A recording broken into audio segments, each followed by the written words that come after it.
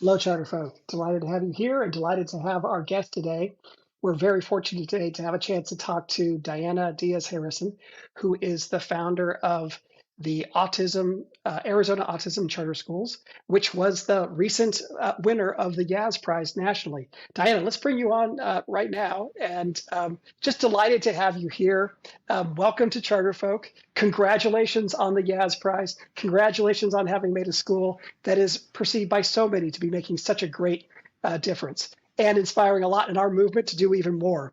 There's all sorts of things I'd love to dive into, but just because of your knowledge around autism generally and just the questions that so many people in our society have about this, I wanted to start focusing on that. I thought that I knew a fair deal about autism myself, but to visit the CDC and see that the incidence of autism identification in 2004 was 1 in every 55 kids or something thereabouts. I'm sorry, 1 in like 166 kids. And now we see it's at 1 in 50 or 1 in 54. And some folks are saying it may be even a smaller number than that. So we are seeing a large increase in the identification, and most people are celebrating this absolutely as an indicator that we're doing a far greater job of just finding folks that have autism and identify and being able to respond accordingly. But others are also identifying perhaps we're seeing a higher incidence that autism is actually happening more in society. Can you tell me, how do we parse this information? What's your personal opinion on these issues, given your expertise? I definitely think that there's more awareness of autism as a neurodiversity. And as different communities get better access to healthcare and medical diagnoses, as schools become more proficient in their school evaluations in identifying autism, that has contributed to a higher incidence of autism.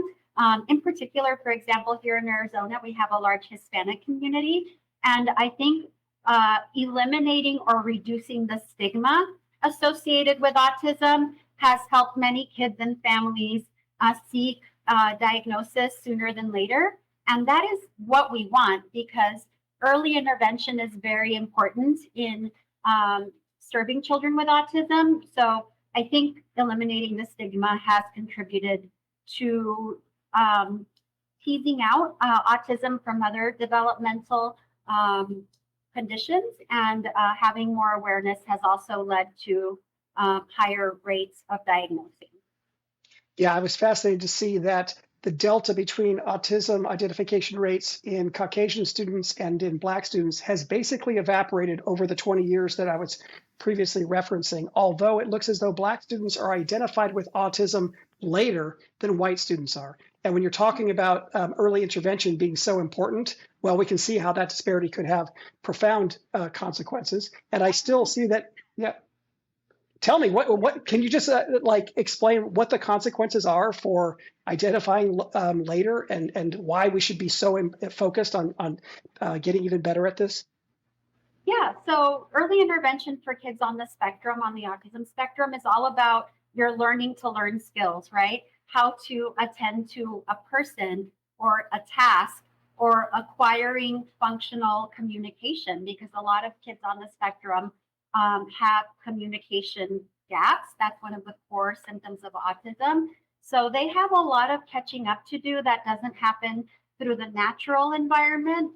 There are specific therapeutic interventions that are evidence-based that need to be worked on intensively during the early years.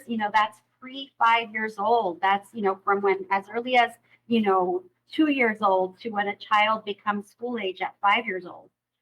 So that's why early intervention really makes a difference.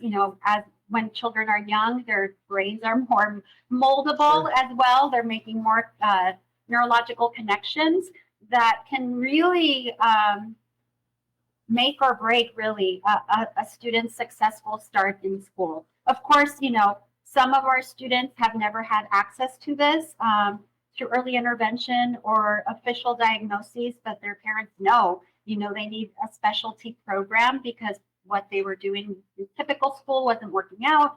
And we do everything that we can to catch them up in terms of their basic learning to learn skills, shape behavior so that they're able to access learning through a school environment. And that's a huge part of what we do. Yeah, my experience is primarily anecdotal here and having a couple teenagers in the household with a lot of friends, several of whom have been identified. But to be able to see the difference between those that were identified earlier in their lives versus some of our friends that have been identified just in the last year or two, it's a very different overall profile for that kid's experience in school, that kid's experience growing up. So early identification is obviously very important. And it's something that also relates to how our overall public education world is doing relative to identification and support. I wonder, so we see that the identification rates have increased over time. How would you assess like our K-12 readiness? Are we doing a decent job? Are we getting better at this? Where are the very big problems that still remain? And maybe where do you see opportunities for the charter world to provide some critically needed leadership in terms of improving autism support across the entire K-12 establishment? Mm-hmm. I would say I'm super grateful that here in Arizona we were able to start a charter school using best practices that are typically only seen in clinical settings or private schools. Schools like mine do exist, but they're $40,000 to $50,000 a year, and that's just not accessible for most families. I paid that for a couple of years and couldn't keep going in that trajectory. So I learned that in other states like Florida, there was a successful tuition-free autism charter. And I thought, our state with the high incidence of autism and parents seeking solutions that were just not being listened to in typical mainstream district schools, it was about time that Arizona had a model that was best practice and tuition-free and completely prioritizing the smaller, more personalized learning environments that are needed by children with autism. So I think we are really blazing the trail to show what school for kids with autism should look like to help the students become as fulfilled, independent, and creative, and community contributors post-secondary. So I think most districts do have a SPED program, but these programs, as a mom, I experienced they were all about what the kid couldn't do and what the school was not going to do. And it was all about, what is free and appropriate, because that's the law to have a free and appropriate public education. But what's appropriate to an education bureaucrat is completely different than what's appropriate for an autism mom. Right. So, there were many directions that I could have gone. Like many parents, I hired advocates, attorneys, and all of this thing. And at the end of the day, I realized that even if I win, this program is going to be forced. It's not going to be a program that's done with the intentionality and love that I want for my kid. Like a parent paying $50,000 to $100,000 a year at the most prestigious, autism private programs. So I researched, what a charter school could look like, what the funding formula was, and it became very, very feasible, that if our state approved our charter, that we could make better use of the funds by having it in a charter model that was driven by parents than by bureaucrats who were just about telling us what our kids couldn't do and what they were not going to do. So it's reminding me, I'm just coming back from a visit with my parents, and they have a group of friends that know that their son is obsessed with charter schools. And so those friends will send articles to them. And so when I got to see Mom this weekend, she had these articles there. The top article was about how well charter schools are doing with foster youth. And it was a story of a particular school and a particular leader. I happen to know that school and leader very well. But I also know the background of that school, which was the entry point was, we don't want to do this in the context of a charter. We're going to do it within the broader system, and just spinning wheels for 8, 10, I think it was longer than 10 years before this incredible school got started. But once people realized that running at the problem they're most passionate about within the charter school context was what they were focused on, wow, are you able to make more progress, right? So I see you in a very comparable situation, right? There's a clear problem in the world. There's a clear problem in our education world to respond to that broader societal problem. And now we need to unleash people to come up with the solutions that are desperately needed, right? It sounds to me as like it's very similar to what you had. Tell me a little bit about what was it like to become a charter folk? Did you resist it in the beginning? Did you have other ways you wanted to do it, or was it natural for you to think about it really early in the process? No. I mean, it wasn't my first thought. I was, basically just a mom needing a better education solution for my kid who, was highly impacted by autism. But I was a little bit spoiled because I did get him into early intervention of the best type early on.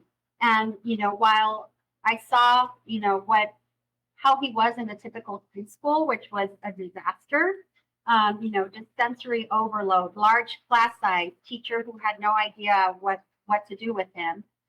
He was very bouncy, more so than typical preschoolers.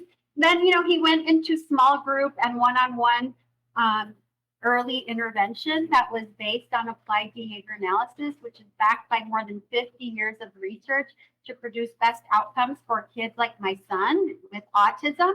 And I thought, bingo, we're going to keep doing that. We're going to, do that until he doesn't need as much deliberate support. And so we did, a few years of early intervention. Then when he became school age, they weren't doing that. Even though the district had an autism program, they said that, all of the therapeutic practices were above and beyond, pretty inappropriate.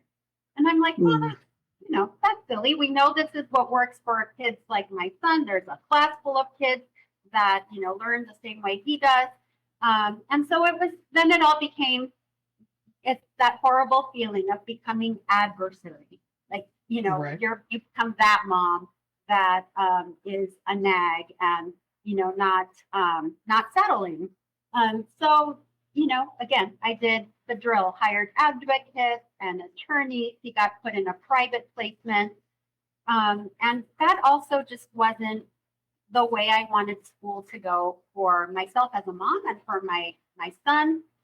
So it was actually very refreshing to learn that other states had gone on a path to open charter schools that were based on applied behavior analysis and had all of the curriculum and instruction, the small groupings, the embedded therapies that were needed.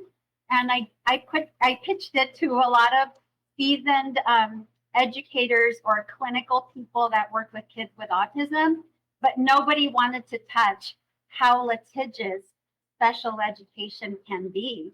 And so after a lot of going around and, closed doors, I decided, well, if I really care about this, which I do, I'm going to have to form a team myself. And I did. That is the CharterFolk story. And it's something that I think it's frustrating for our world to have to remember. But when we're sometimes accosted in the supermarket, you're a charter school supporter and I hear all this stuff, right? When you're able to go back and say what the problem was and, your willingness to try to make it work in so many other different ways and it not working and then coming to this way and it's in fact working is a really great entry point for a redefined discussion with whomever it is that you're talking about. And it seems to me like coming to see your school is probably a very important thing too. I know, when the governor of Arizona comes and many others come, but for those that haven't been able to make a personal visit to your school, and by the way, I'm coming to Arizona shortly and your school is absolutely the top of the list. I can't wait to get there, but just acquaint our listeners, our viewers with how would you give the backstage pass to how Arizona Autism really works, given that some of our folks are really educators and really understand how a lot of these kinds of programs are put together? Yeah. So I think the tricky thing with autism is that it is a spectrum, right? There are Right. some kids who have very intensive behavioral and communication challenges, and um, and then there are kids who are on the autism spectrum who are highly verbal and have scattered skills. They might be very gifted in math, for example, but still struggle with language and communication and understanding social nuances, which become very important in middle and high school. So, because we serve the whole spectrum, the way we group kids by abilities and needs helps us be successful. We have programs for very intensive needs, for high functioning students, and we have special programs for students falling somewhere in between. And we can only do that because our whole school serves kids with autism. In a typical district school, for example, you might have, 5 kids on the spectrum. One of them is a high functioning math genius. Another one is, still needing toilet training and is very impacted, but they may be placed in the same autism classroom. It's almost not fair. Um, it's very um, it's very feasible for us to group students by abilities and needs and staff accordingly. Students that have a lot of needs, you'll see a 2-to-1 or even a 1-on-1 ratio because you're working on communication and functional skills. For our classes of kids who are higher functioning, it might look more like a typical classroom, but you really won't see more than 12 to 13 kids, a lead teacher, and 2 behavior support staff. In some cases, you might see therapists pushing in as well. And then every kid has a personalized learning program because there are a range of strengths and challenges that need to be worked on very deliberately with kids with autism. So in addition to obviously tracking how they're doing in language arts, math, science, we're also tracking their behavior, social skills, and their ability to navigate a group environment, which is a little harder for our kids. Sure. And so that all needs to be taught very deliberately. So that's a great backstage pass to the program. I would love to go further into this. Um, just being an old teacher myself, and the only pushback I ever got from my parents was my father saying to me, "I hear the charter schools, don't serve special ed kids," and I was just assuring him, "Are you kidding me, Dad? No, every kid and every problem we think that we can run at, with greater effectiveness." So I'd love to dive further into the details, but I've got to recognize we only have so much time with you, and there's so many other backstage passes you can acquaint our listeners with. Give me the backstage pass for the Yass Prize. I mean, congratulations again. All the applicants across the entire country and Arizona Autism is supported. Can you tell us, what was the most exciting moment, and what has the experience been generally to have been recognized like this? Oh, it's been amazing, and I'm so grateful that I really love that the Yass Prize and other private funders as well are starting to recognize that there are various paths to success. While some students may go to college, other students may be entrepreneurial. We could equip them with the ability to start a business, which is better suited to their personality and traits. And then other kids that we serve might be in a facilitated working environment because that's the support they need to be productive. And so just because a child is highly impacted or, has different social skills doesn't mean that they shouldn't be invested in. And so I was so grateful to be able to tell the stories of how our kids go from, feeling defeated, and the parents as well, because the whole education previous to us was all about their challenges and what they couldn't do. Whereas Right. here we build up from their strengths and help them, catch up on all those gap skills to be feel like fulfilled, productive students. That leads to fulfilled, productive citizens. We really, even though autism does have real challenges, we like to think of it as a neurodiversity. Over Mhm. time, there were likely a lot of people with autism, but they were just seen as eccentric, or, if you think about it in a scary way, they were in institutions if they had a lot of Right. needs. Nevertheless, it is an out of the box way of learning and seeing the world that, if funneled appropriately, can help us solve a lot of challenges. And I think our kids can be amazing contributors. At our school, we also have adopted the WASD curriculum for the STEAM learning projects. And our kids, once they have those learning to learn skills and are engaged in hands-on projects with very interesting tech materials, they thrive. And sometimes they surprise their teachers because they come up with things that a typical brain would have a hard time doing. So I think when you see the kids as neurodiverse, even gifted, and Sure. change the narrative about how they feel about themselves, how their families see them, how the community sees them, then it's a whole different ball game in terms of the possibilities. So then tell me about next chapters. So we have this exciting prize, and I've heard a little bit, but I don't know too much about your vision for the future, how you might use these new resources to catalyze even more impact in Arizona and across the country. Tell me what you're thinking about for next chapters for Arizona Autism. Yes, so we do have a few more campuses planned for Arizona, our home state. And part of the Yass Prize is going to help us launch the National Accelerator of Autism Charter Schools, because we believe this should be a choice no matter where you live or what state you're in.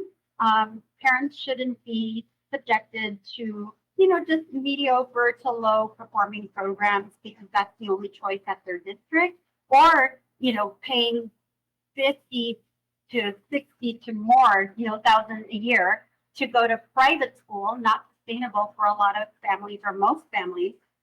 So having a school choice charter solution that is focused on best practices for autism is in demand. We have students move from out of state to access our school. Last count, we had students from more than 30 states that had relocated to be able to attend our school. We've had parents accept jobs or decline jobs based on whether their child could attend our school. And we really feel that families shouldn't have to uproot and move, to get a high quality specialty program for their children. In many cases, families have more than one child on the spectrum. We have families of 3 and 4, and their kids are at different levels of the spectrum. And we're grateful and blessed that we can serve them all. So this is something that the charter school movement can help us fast track and make available so that no family gets left behind just having to accept subpar programming for their kids. So I would imagine you're being somewhat selective about what states you want to go to first. And it seems as though this effort, its success will hinge on whether or not the advocacy conditions permit it to happen. And I'm sure there are many states where the existing status quo wouldn't make it work. Have you already been able to identify your subset of states that you would be prioritized for building the National Accelerator of Autism Charter Schools? Yes. So Arizona and Florida have done this successfully because the funding formula for autism is pretty favorable. But we have had partners in other states who are working with less funding and adding funding through Medicaid billing for schools to make it work. So of course, we're going to go into charter-friendly states first. We've identified Nevada and Texas. We know what it takes to educate these kids successfully. So there could be a number of funding streams from, federal IDEA, using title funds strategically, using, interns from universities to help elevate the staffing ratio. I mean, we parents will do whatever it takes and then, slowly but surely work on getting the funding formula where it needs to be by serving as a proof point for what's possible when the right funding is in place. And also by, when we have longer term data showing that our kids can be more self-sufficient when they've been through our educational program and they won't have to rely on the state for their entire adult life. They could also be contributing members of society. So yes, we will definitely go after states that are more favorable funding wise, but we're not going to give up there because students with autism, families of kids with autism are everywhere. And it would be amazing for families to have this option no matter where they live. A lot of the advocacy challenge would pertain to any kind of school. What is the funding mechanism for autism and special needs kids generally? Then we have the uniqueness of charter schools. What would your message be to the charter school advocates? X state, just Greenfield. We don't know all of the rules yet. What are the things that the advocates should be thinking about to make sure that organizations like yours can thrive there? Obviously, getting a generally favorable environment such that charters can get approved and we have a facility to be able to operate the program in, something that all charter schools have to look at. But then there are the specifics around funding mechanisms. And it sounds to me as though in Arizona and in Florida, there are funding mechanisms specific to children identified with autism that seems to be a key enabler. And I know that there are many other states that don't have such funding specific to autism or anything like that, but where there's just like general funding that's available and somehow or another you're supposed to make it work with whomever the kids are that show up at your front door. Tell me, what's the right way for our advocates from a charter school perspective to be thinking about this so that we can make sure schools like yours can grow in many other states?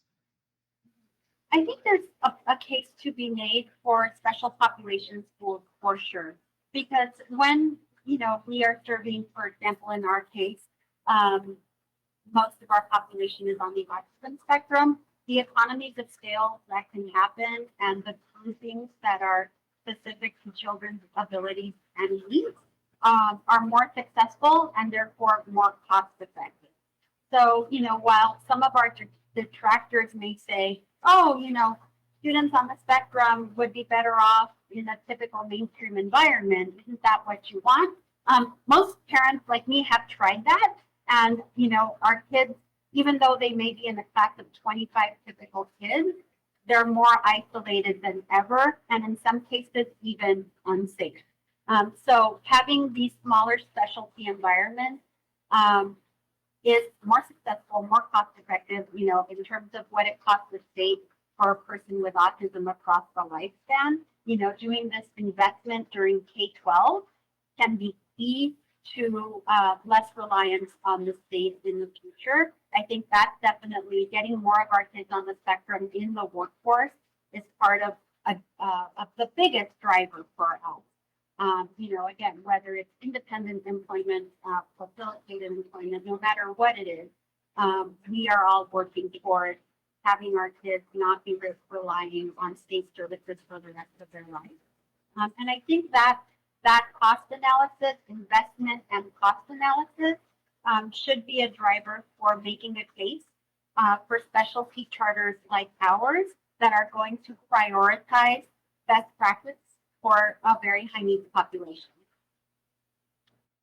I'm not going to get in the middle of the disagreement or the discussion that's ongoing about whether full inclusion is the right way or whether or not specialty schools are the right way. What I love is CharterFolk passionate about their issues, being able to pursue their view, with the freedom and the funding necessary to get it done. And it seems to me it's parents' choice. Totally. Parents should be able to pick. If they really want to make it work in a mainstream environment, go for it. If that does not work for you, then most parents seek out a private option, but then they realize they can't afford it. So that's where we come in, to be that smaller specialty option that is accessible because it's tuition free. And so it seems to me as though one of the problems that we have is that we simply don't identify kids early enough and provide the resources to the parents, regardless of where they choose to enroll their kids. And if we would get that done, well, then it would enable both those parents that want to see their kids served within a full inclusion environment, provide the resources to properly test whether it's the right place. And also, if they like to have their kids enrolled in a place like Arizona Autism, they would be able to have that choice as well. And we advocates, I think we need to be doing a better job of keeping both front and center for us. We're not going to put our thumbs on the scale either way. We want parents that were in the situation that you were in not so long ago with your son to be in a fundamentally better place, and for schools to have been freed up to do exciting new things. I'll end with this one last question for you, because we can get involved in like funding and advocacy and political fights and all that stuff. But in the end, it's just what is the positive difference that we're making in kids' lives? Obviously, as a mom, you made a huge difference in the life of your own son, but now you've made a difference in the life of so many other children. And so many different experiences are different. You're saying that the autism spectrum is very wide. There's no one best thing, but is there any general viewpoint? Is there any rule of thumb that you would just wish was more understood among the educator world, about how we can more effectively serve autism kids and families where autism kids are within it? I think just the smaller and personalized learning programs that are data-driven for each student, and the project-based learning that allows kids to have agency in how they apply their foundational skills and something that is of high interest to them has been truly magical for us, because kids with autism are known to have very fixed interests, right? We have kids, for example, that memorize every license plate in the parking lot. So, as kids learn some foundational skills where they can also, track data on license plates would be, yes, that would make them want to go to school every day because they get to have a project that's based on their interests, but they're also applying some foundational skills that are critical for navigating the school, growing in their academics, and at some point applying what they know to an employment opportunity or an entrepreneurship opportunity. But I think all of the things that we know are good for kids on the spectrum are the smaller sizes, the embedded behavioral supports that are all positive behavior supports, are things that we're starting to notice are beneficial for all kids. A lot of Sure. kids now have gaps and learning loss and have traumas of many sorts. And so whereas now, social emotional learning is kind of the fun, we've been doing behavioral and social emotional learning all along because Sure. it's required, for kids on the autism spectrum to work on behavior while you're also working on academic skill acquisition. So I think, the pendulum is swinging for sure, where parents are opting out of big giant programs and doing micro schools. Why? Because their kids get more attention. If they really get to know their peers and a teacher that's serving 10 kids versus a teacher serving 28 kids, their emotional needs as well as their learning will be tracked better.